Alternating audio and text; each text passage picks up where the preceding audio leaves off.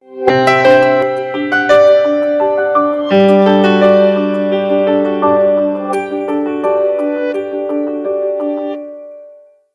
in different types of accountants. One is accountancy. I think I assume in industry that's what you're doing.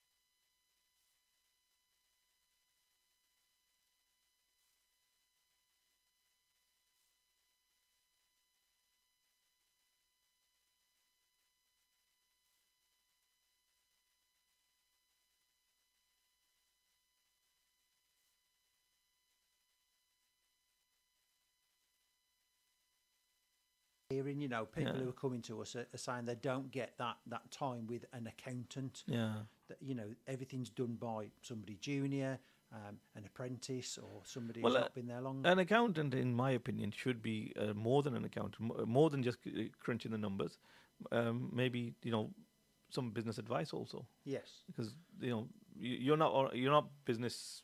What do they call them? Business coach, Yeah. but certainly you should know your way around a business, and therefore you should be able to well, based on this spreadsheet, if you increase this, decrease this, you know what's your well, I think I've heard you before, because we do network together quite a bit. So I've heard you mention the what before about starting in reverse Yeah. and all of that. Well, I'll let you talk about that, because that's your field, not mine, and I might mess up in trying to explain your field. And That's it. you leave me to mine, and I'll leave you to yours. Absolutely. Don't get me doing contracts of employment and everything else that you do. We call it starting with the end in mind. So, as a business owner, you go into business to do what you enjoy doing, Mm-hmm. but the purpose of your business is to make money. Yep. Now, the purpose of making money is to give you the lifestyle that you want to have. Mm-hmm. So let's start with that. Let's see where you are now. What is your household outgoings? What are your household incomings? What would you like to be doing? Where would you like to be holidaying? You know, is it that you just want to work 9 till 3 because you want to take the children to and from school? Yeah. Is it like have the school holidays off with the children? All of that has got to come from a business that's generating sufficient income for you to be able to do it. So it's understanding first and foremost what that is for the business owner. Sure. And then we reverse engineer it into the business. Mm-hmm. So if we've got maybe a husband and wife business or brothers or something like that, there's 2 people in the business and they each would like to earn £100,000 each. Yeah. We need to see what that is in terms of what are their personal tax liabilities going to be. Mm-hmm. Therefore, what does the business need to generate in its post-tax profits? Yeah. They may want to leave Staffing money, costs. And, they may want to leave money in the business to help grow the business. Yeah. So we need to factor that in. We need to then work out what their company tax is, Mm-hmm. and then work back through the overheads. The overheads tend to be fixed regardless of income. Yeah. There will be some fluctuations, and then look at gross profit margins. That will then tell them what they need to be generating as a revenue in the business. Yeah. Now we can start helping them to look at how they're going to do that. Yeah. And then we can start helping them to monitor that they're on track to achieve it. Therefore, if they achieve the revenue and everything else works as it should. Revenue, by revenue you mean turnover, yes? Turnover, Yeah. Yeah. I'm just trying to. That's fine. Accounting speak, sorry. Yeah. So yeah, their turnover. So if they generate that turnover and their gross margins and their overheads remain the same, they will get out of the business what they wanted to get out of the business, and therefore they can do what they want to do personally. But we need to understand first and foremost what that personal situation looks like. Yeah, that makes sense. That makes sense. Years ago, my brother said to me once when I was talking to him about one of my friends and how much his turnover was, he said, "Turnover is vanity, profit is sanity." Right? But cash is king. Cash is king. Cash is king. Yeah, but nowadays, there's not much cash around, is there? Well, not physical cash. Not Yeah. physical cash. Yeah. But yeah, it's the flow of money in and out of the business, the Yeah. flow of actual physical cash. That's interesting. So you've kind of explained that in quite some detail, to be fair, and you've probably covered a lot of what I wanted to cover, wanted to ask you about. So that actually makes sense. So if a new person, someone who wants to set up a business, Yeah. right, someone wants to set up a business and doesn't have a clue where to start, in your opinion, because I'm taking it away just from the accountancy side, in your opinion, what should they be doing? Where should they, what are obviously business plans, etc. But once they have a business plan, next port of call, should they be instructing accountants straight away? You don't necessarily need to engage an accountant straight off, but I'd certainly be having a conversation with an accountant, even if you just pay for an hour of their time Yeah. to go through the company structure. So should they be a sole trader? Should they be a partnership, a limited company? That's First and foremost. The problem is that a lot of people don't understand the difference, especially the young generation who want to get into business, or nowadays there's a lot of online businesses, which I think the younger generation probably understand more than you and I, Yeah. right? But end of the day, numbers are numbers. You'll still know how to work around them. So I lost my trail of thought there. But so the younger generation know how to, maybe they're on a roll maybe on a TikTok shop or something like that. Yeah. But back office, who's handling it? Yeah. I bet you a lot of them will end up with fines, for not filing taxes and etc. because they can see the money coming in. They don't know actually anything about business. Yeah, well, that's it, isn't it? It's things like VAT, registering for VAT. When do they do that? Yeah, exactly. A lot of people don't know, and a lot of people assume that you wait until you hit that VAT threshold, which has just gone up to 90,000. As far as correct me if I'm case. wrong here, because as I said, I'm not an accountant. But go on, I'll give it a go here. Is it when you know, or when you think you are likely? You can see that in so many months you are likely to hit it. So if your turnover is the threshold 85,000 at the moment? It's just gone up to 90. It's gone up to 90. Yeah. Okay, yeah. Well, that's obviously that's the type of information I want to relay to my listeners and to my viewers. Did I mention to you that we're live currently on Facebook and YouTube? You did Yeah, indeed. yeah. So So I've done my hair. have you? Can you not tell? Yeah, look at mine though. Look at mine. Oh, yes, I spent time this morning. Right. 'Cause, want to try and look as good as I can. It's quite an effort to try and look good, but yeah, make an effort. So yeah, to the viewers and listeners, people don't know. As you said, it's going up to 90. Many won't know. Many won't know that it was 85,000 before. That's it. But what they also don't realise is that you don't have to wait until you hit the VAT threshold to register for VAT. That's when it becomes compulsory to register. Some businesses, in my opinion, should register from day one. Absolutely. Because as you're getting the receipts, if you're setting up and you're getting the receipts for that, that's all VAT you're paying. Mm-hmm. And you can, obviously, you can claim all that back. Yeah. I always say, if you are in a business-to-business industry, so you're selling your product or service to other businesses who are most likely to be VAT registered, then register from day one. Yeah. Because it won't matter to them if you are VAT registered, because they will claim it back anyway. But as you've said, it allows you to claim VAT back on your costs of setup and of delivering the product or service you do. Mm-hmm. If you're business to consumer, then it's always better to hang fire and wait until you get to the VAT threshold, because otherwise you may price yourself out of the market to your customers. So it all depends on who you're serving and your long-term vision for your business. I've seen people in my business who are a smaller outfit, and therefore they know they're not going to reach that threshold, and therefore they're not VAT registered. But then what they think is, well, if this company is charging, I don't know, £1,200 including VAT, I can get away with charging £1,200 without VAT because I'm still, I'm competing on price. Yeah. It's just that I ain't got to pay the VAT and do less work, more return. Yeah. Yes, there is that. Yeah. But if you in your industry at that level, they're probably maybe doing conveyancing. Yes, yes. So actually, they're selling to the consumer. They are. Who can't claim the VAT No. back on their costs. No. So, yes, I get what you're saying. You can have the price the same and make more, or actually you can sell at £1,000. Yeah. You're still getting the £1,000 you would have done if you were VAT registered. If you were VAT registered, yeah. But you're now cheaper to your customer, and so you may attract more work. Yeah, absolutely. I'm thinking of one particular person actually, because I know his firm. He's actually retiring now, but so I think his idea was, if I can, why not?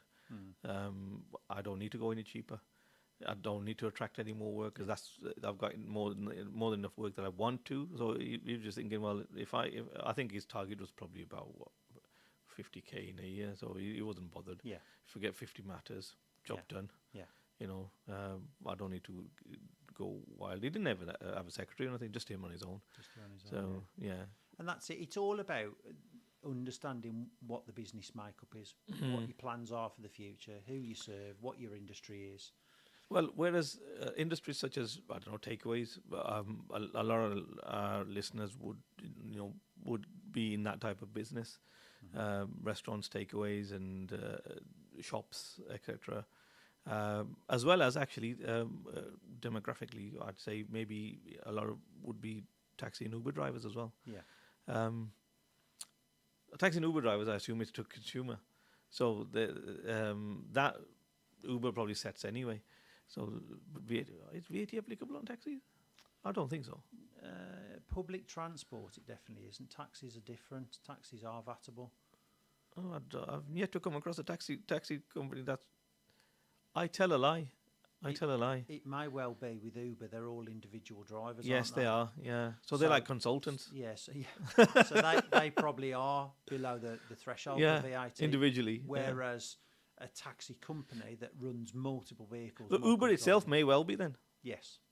Yeah. Uber itself, direct, yeah, but Yeah. the individual drivers probably aren't. No, I tell I have my brother's got a school transport company, um, amongst his other businesses, and yeah, he is VAT registered. So yeah, and he uses taxi drivers as they come in. Yeah. They right, this is your run. You do that, and he'll pay him for that run. That So particular run, yeah, yeah. exactly. So yeah, yeah, I was wrong. There you go. That's why you get an accountant. That's why you get an accountant. Absolutely. Um, so when someone sets up, as I said, they set up, they get registered with VAT if need be, or with a taxman, etc. Um, speak to an accountant. Now, is it at that stage that if you were that accountant, is it at that stage that they would then come to say to you, look, Paul, my target, in this year is what, as you said, 100K. Yeah. My target to take home is 100K. Yeah. What do you think I need to do in order to get that 100K? I don't know, you can't, you other than saying, well, work hard, work hard, and obviously you would then be asking them what they're charging, etc., what the type of business it is, what the return is likely, it depends on the type of business. I'm assuming you assist them with all of that. Absolutely, yeah, we can do that. We go through a business plan. If they've already got a business plan, we can sense check that business plan to make sure that we feel it's, Do you assist them if they don't have a business plan? Do you assist them in putting one together? yes, we can do that as well. Okay. We've, having got 23 years experience, 19 years working with small businesses, Mhm. I've worked with a number of businesses right from just a sole trader through to £25 million turnover. So I've got a good idea of what, overhead costs they're going to have, what profit margins they're looking at. So if they say they want 100,000 out for themselves, we can reverse engineer it to tell them what the gross income needs to be, so that they've got the money to pay their own tax, what the gross income, pre-tax income is in the business, so it can pay its corporation tax, and then work back through. At that point, we've got an idea of what they should be turning over. We can look at their business to see whether it's seasonal, so they might have, it might be, let's say, a wedding business. Yeah, So the that's wedding generally business is- summer, isn't it, really? Yeah, so you kind of, April, May onwards through to September is going to be really busy. Yeah. Later on in the year, you might get some around Christmas, you might get some around Valentine's, but other than that, it's going to be the summer months. So we can plan for that kind of seasonal variation. When you said seasonal, I was thinking strawberry picking. I don't know where that come from. Random. I did it in my younger years, Strawberry picking. Yeah. I think we've all done it. Yeah, that's how. No, I actually not for home, to actually as a job. Actually, as a job, putting them in punnets ready to go in Yeah, the shop and and peas, peas. and I've done spring onions, and apples, plums. Yeah, I did all of that when I was 14, 15. It's good. So, well, my parents told me that I need to get some work ethic in me. So get out there and get a job, Yeah, exactly. earn some money. I think it's the best thing. I don't think you're wrong. No, I think it's the That's best thing. great. I mean, nowadays, my 13-year-old, when I say to him, oh, you're off school, come to the office. Do I have to? I don't want to. And then it's only when I say, no, you have to. What are you going to do at home? And then he'll turn up. He's pretty good. He's sharp. I think you have met him probably. Yeah, I think he's been to be nice. Yeah, no, he's sharp. But it's a matter of getting him there and, getting him in the right environment. I mean, he answers the phones and everything when he comes in. Although he's, the last call he took for me, oh my God. Oh my God. So it was the client was after me. I was on another call and then I had to leave. So he said to him, look, he'll call you back when? By the end of the day? No, I want a time. Look, I've told you he'll call you back by end of the day. And she goes, no, that's not good enough. And she went off on one. And he turns, look, I don't care. Oops. I've told you what I've told you. I don't care what you're saying. Bang, put the phone down. Are they still a client? Yes. Lucky, lucky. She called back and had a moan at someone else, and that girl then phoned me. I was out, and I said, "Look, it was my son." He was actually in tears afterwards, and I said, "It was my son," and tell her that she, because of the way she was with him, he's in tears. She did. She didn't. But then when I called back, I was a bit more assertive, and I said to her, "Look, if I've said to someone, I'll call you back. I'll call you back. I can't give you time." But anyway, we're water under the bridge. I think. Wait till the end of the transaction. Yeah. See if I get a complaint. Yeah. But yeah, I didn't know what to do. Because I was walking past him as he said that. I was like, "So, what you done?" So I just mentioned his name. But yeah, that's business advice not to do, or put your kids on the phone. How not to answer the How phone. not to answer a phone. 100%. If any new staff, I'll do the recording, and all calls are recorded, so I'll have a recording, and I'll say, well, this is how to do one. This is how not to do one. Quality and training purposes. So yeah. So that's one thing I'm not going to forget for a long time. I'm sure he won't either. I'm sure. Anyway, we'll be back after the break, and we'll continue this chat.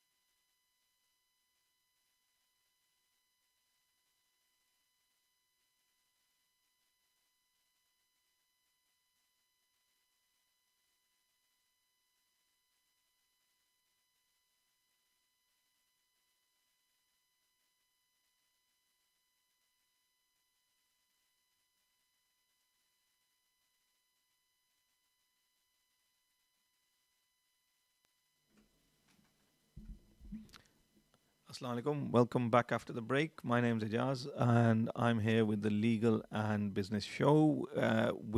I'm here with a special guest today, Paul Thompson.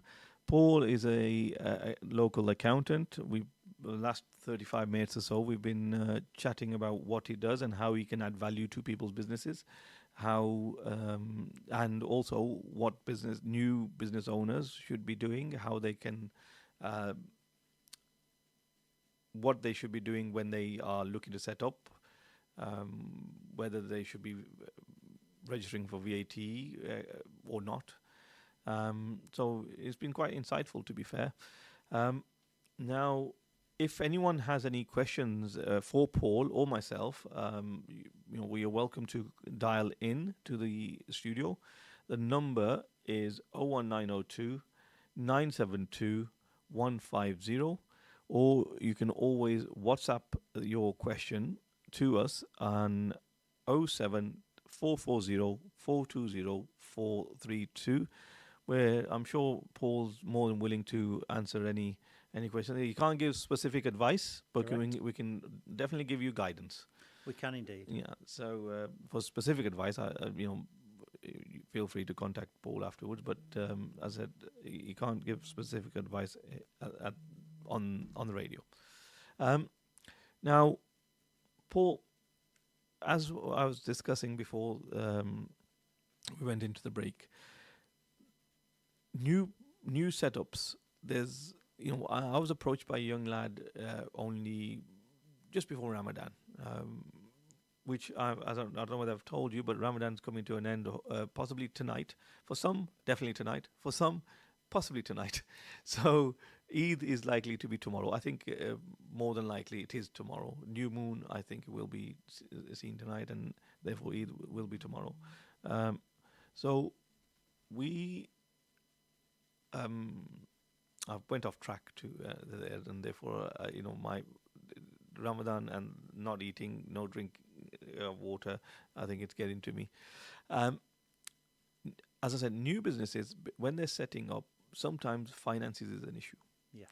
Sometimes they have a great idea, but okay, how do I bring this idea to fruition? How do I, and sometimes maybe that idea just stays as an idea, and nothing comes of it. They are stuck in maybe a job which they don't really like, but they know they're capable of doing much more, but because of the lack of finances, they can't. Do you think there's any way, or is there anything they can do to try and get that, get money from somewhere, or get, I don't know, how would they attract the finance from somewhere? Is there any government funding anywhere for businesses, or is there what other ways are there? Yes, certainly. So always approach your local authority first. Okay. Although we're no longer part of Europe, there are still kind of European funding or sort of replacements for European funding available. Yes. I know we're both from South Staffordshire.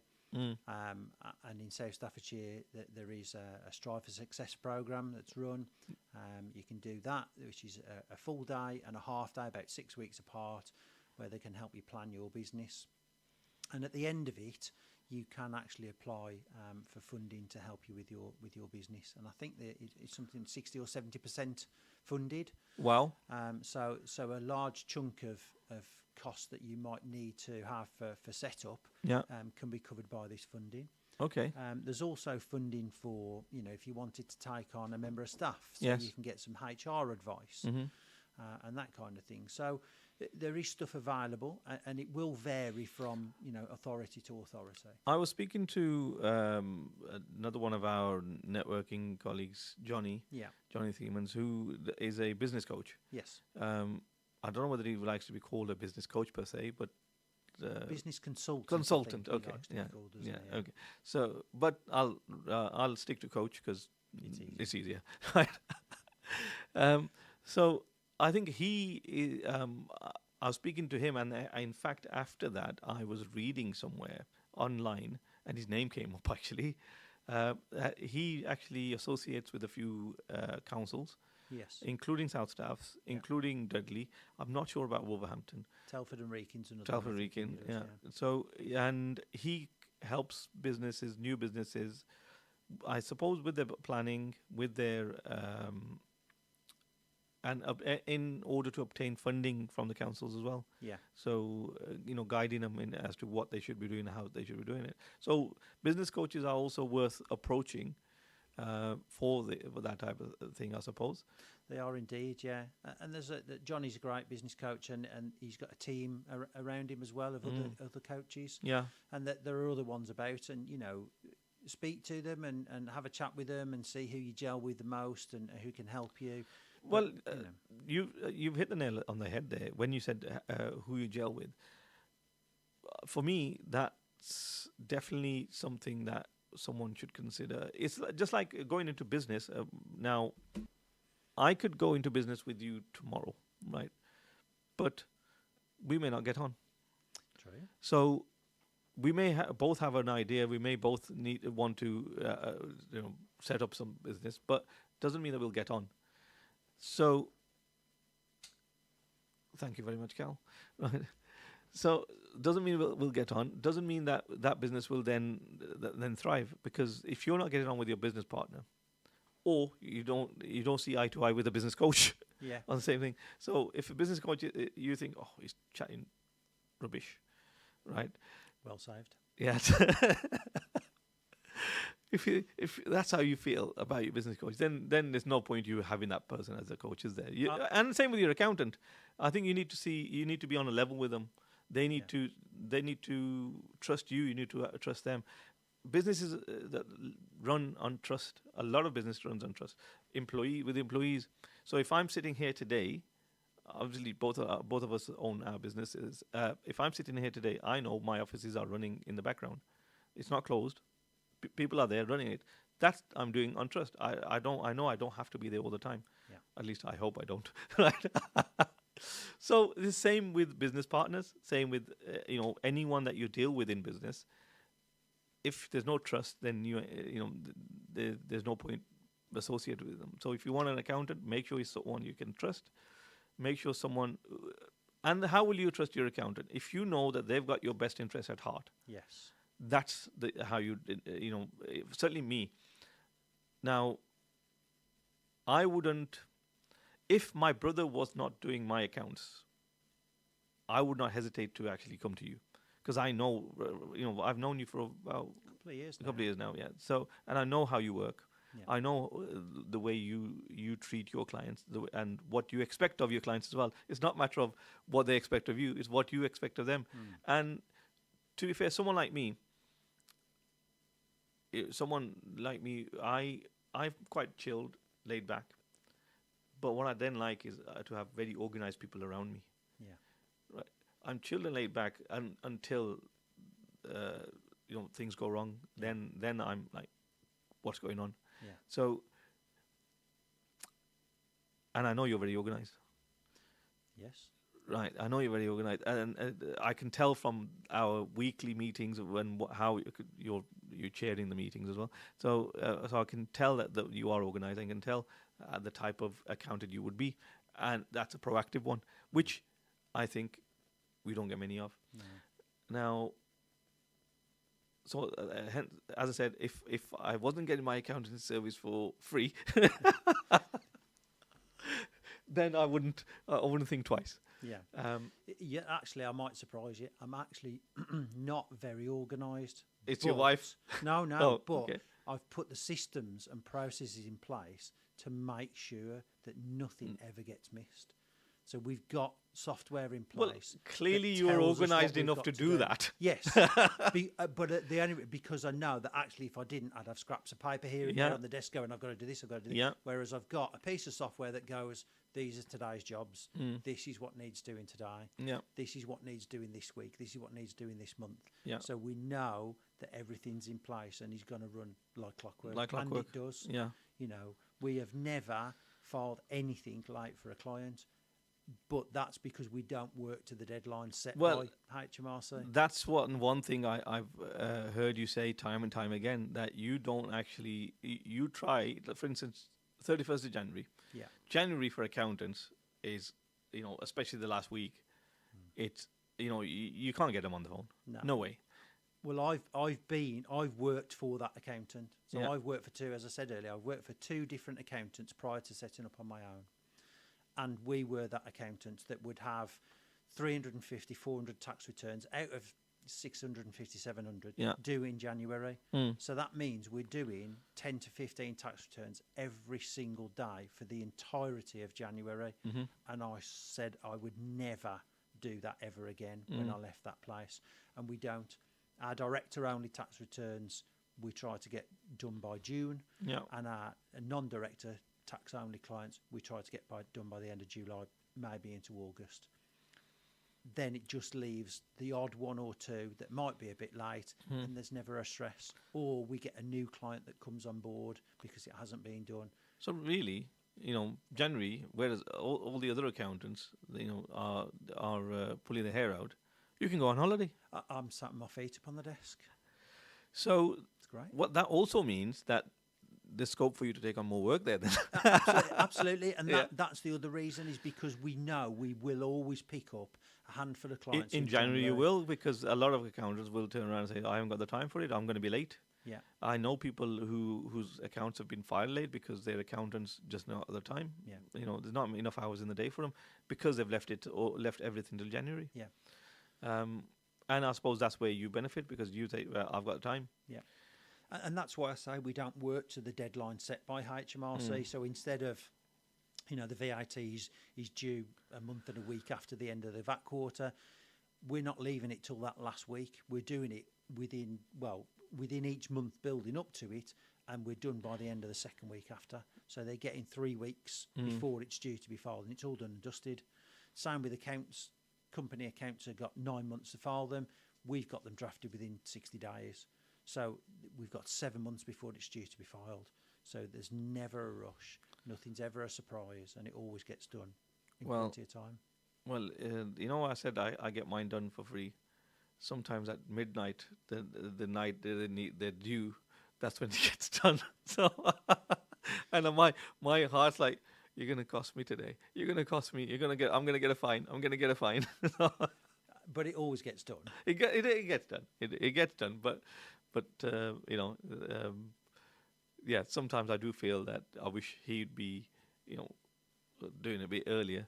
But I don't know. End of the day, I can't moan because I'm not paying. Yeah.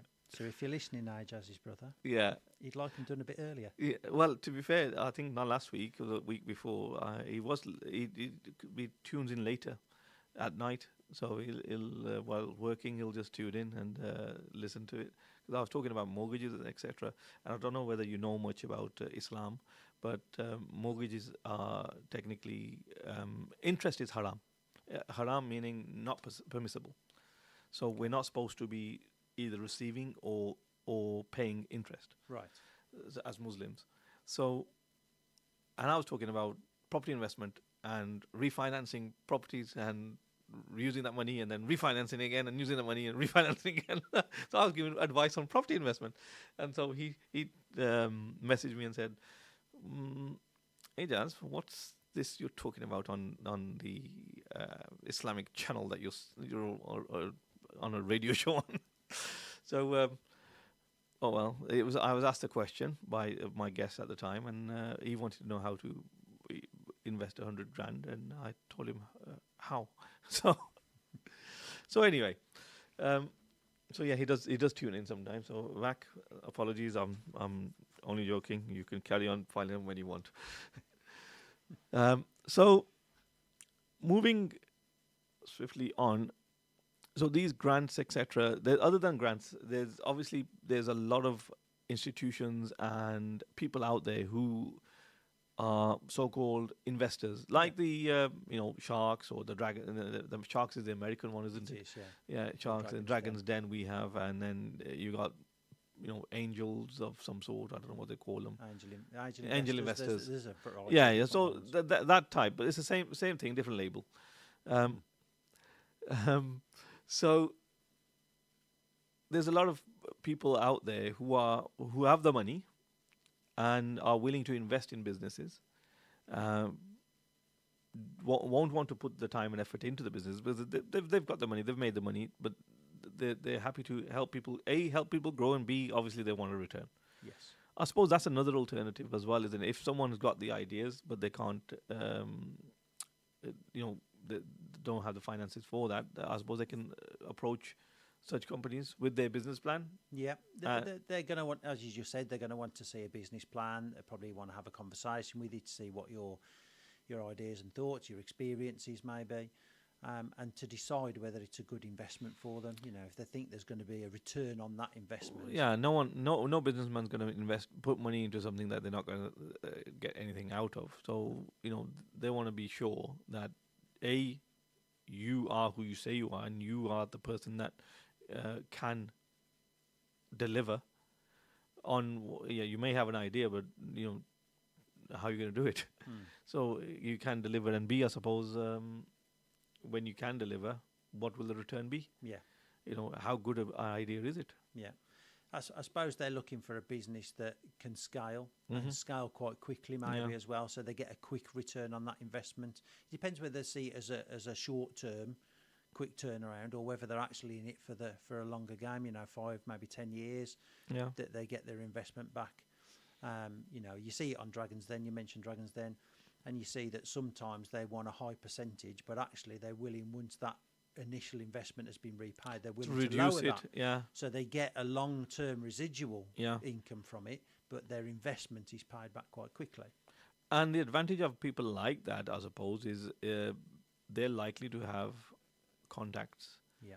which you can also tap into to help grow your business. For instance, we're talking about the Dragons, and I think they've got, many of them will have contacts in supermarkets, etc. Yeah. Where, say, for instance, you've got an idea for a particular product which can be sold in a supermarket or pharmacy or where have you. For instance, one of the Dragons talking about it has got something to do with pharmacies anyway. So, Tej, I think Tej. Tej Lavana. Yeah, I think it's something to do with pharmaceuticals, isn't it? Yeah. So obviously these people have contacts in those areas. So if you've got a product which is, I don't know, the new thing to make women look 20 years younger, yeah, I'm sure he'd want to invest. I'm sure he would. Yeah. I don't know why I said women. I should say people. People. Yeah. We all want to look younger, Ajaz. I look young anyway. Well, Yeah. You're only as young as your heart. well, yeah. Yeah. As how old you feel. I was about to say something else, but it's a family channel. Now,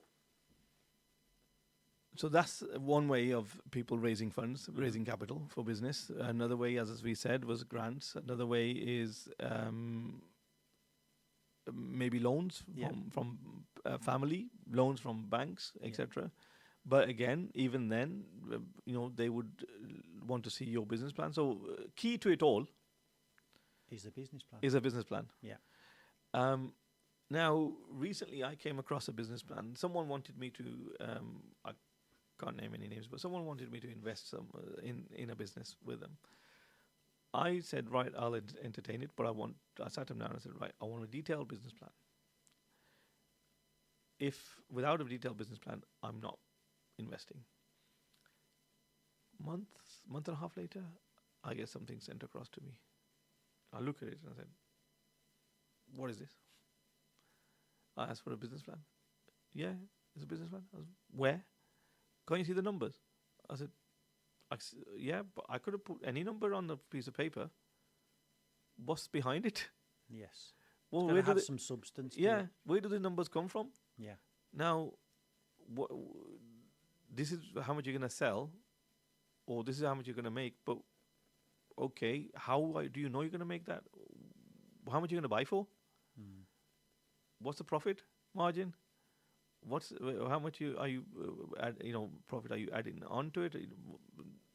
No, I had nothing, and there's just numbers. There's no write up, no background. No, I've seen a similar thing, spreadsheet. Yeah, You can make that's basically you what can it was. make as much money as you like on a spreadsheet. No, but it's- I said, well, my 8-year-old could put this together for me. That's not what I was after. I want a proper detailed plan, so I know that you know what you're doing. Yeah, If you can't persuade me that you know what you're doing, then how do you expect me to put my money where my mouth is? You know? See, I think a business plan's great, but actually a cash flow forecast is better Yeah, because that's going to show where there may be shortfalls in their cash surplus. Yeah. You know, particularly when it comes to paying staff or paying their VAT or their taxes, PAYE, or where they've got to invest in maybe plant and machinery or products or items to turn into a product. You know, that's you need to look at the cash flow really because that's going to show you where you're going to have a shortfall, where you're going to have a pinch point in the business. yeah. Well, absolutely. But as I said, this particular one was like, I just said, well, go back, come back to me again. That was about 3 months ago. I'm still waiting. Still waiting. I'm still waiting. So I assume the person's knocked it on the head. Or gone to somebody that's not as astute as you. Anyone who's got money Yeah. is not going to throw it away No. because it's not earned easily. No. We don't get up. For instance, tomorrow morning you're up at crack of dawn to go out, network, try and drum up business. I do the same. Why do we? If we look, we all work to make money, and we're not there to then throw it away. No, that's it. That's a saying I always say, actually. The purpose of any and every business, its primary function, is to make money. Make money, yeah. Yeah. Otherwise, what's the point of business? No, absolutely. So, even a charity, you say people set up a charity, but end of the day, the primary function of a charity is to make money. Yes, the end goal is to Use that money. feed people or whatever it is, whatever that charity the goal is. But without the money, it's nothing. No. So primary purpose is to make money to then to be utilized. Same as us, we make money to then utilize on our lives or on whatever we want to. But primary goal is to make money. Yeah. So in life, I think everything should be treated like a business. Yeah. I treated my even my marriage as a business. I think I told you that before. It was felt it's like a business transaction. Anyway, I better not delve into those stories again. No. Right. Is there anything else you want to add to this? I mean, we've only got like a minute left now, so So let's go back to you, and if someone wants to contact you, where are you based? We're based in Codsall, South Staffordshire, but we cover anywhere in the West Midlands and further afield as well. Yeah. But you can get hold of us on our website. It's getsmartaccountants.co.uk. Our office numbers are 01902 212 937. Or you can find us on LinkedIn. And if you can't find him, I'm sure you can find me, and I'll put you in touch if you think Paul is the right person for you. Anyway, guys, so we're coming to a close now. This is the last show for this Ramadan. Possibly, I think we will be celebrating Eid tomorrow. So Eid Mubarak in advance to you all from me. And I hope you have a great day and enjoy the massive feast that we all have. Allah Hafiz. Paul, thank you for coming and take care. Bye-bye. Bye. Right.